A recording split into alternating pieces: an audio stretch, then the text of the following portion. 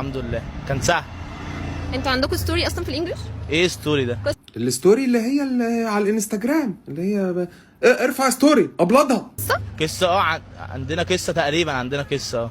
هي الدنيا كانت حلوه والله، انا حليت وعلمت وظللت كله. طالما الدنيا حلوه وظللنا يعني هو خير ان شاء الله. طب الجرامر كان نظامه ايه؟ ايه جلامر ده؟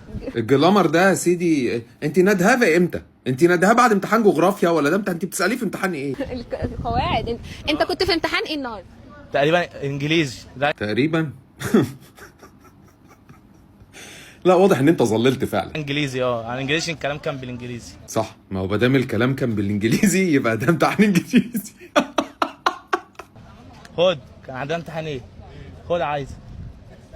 هو ده اللي عرف كان عندنا امتحان عشان ده شاطر. لا الشاطر هاتهولنا بقى نطمن يعني على مستوى الامتحان.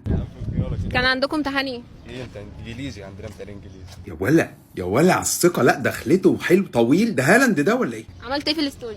ايه؟ عملت ايه في الستوري؟ ايه الستوري ده؟ قول لها ما معيش باقه، ما عرفتش ارفعها.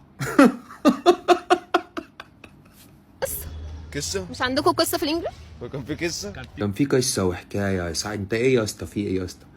كان في اسئله ستوري لا مش عارف والله. انت حليته خلاص. انا غشيت.